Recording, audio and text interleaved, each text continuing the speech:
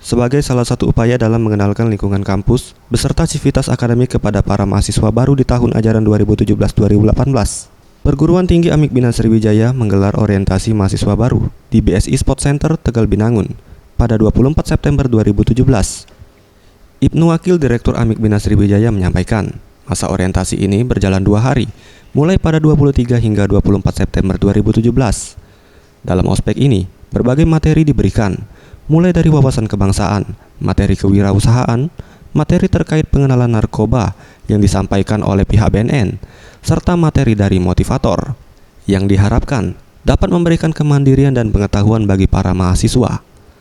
Masa orientasi ini bertujuan untuk mengenalkan proses akademik serta peraturan kampus. Kegiatan ospek ini kita berikan beberapa materi-materi, pertama wawasan kebangsaan, kemudian juga materi-materi kewirausahaan, kemudian juga ada dari materi-materi luar yaitu dari Badan Narkotika Nasional, kemudian dari materi motivator kita berikan, dan semua ini adalah untuk memberikan kemandirian dan memberikan pengetahuan dan wawasan bagi mahasiswa kita. Sementara itu Violeta Nirmala, Ketua Panitia Orientasi Mahasiswa menyampaikan, dalam masa orientasi diikuti oleh 250 peserta dari 3 jurusan, yakni psikologi, bahasa asing, dan informatika.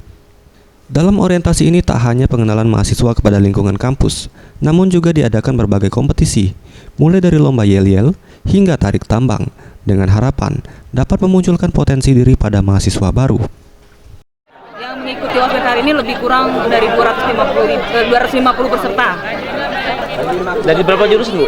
Dari 3 jurusan, S1 psikologi. Yofi, mahasiswa baru, mengaku senang dengan masa orientasi ini karena dapat menjadi momen kebersamaan bagi para mahasiswa baru sebelum mulai mengikuti perkuliahan. Karena ini merupakan momen kebersamaan kami. BEM berada di belakang mahasiswa. BEM berada di Anugerah Sandi Pratama, Sriwijaya TV.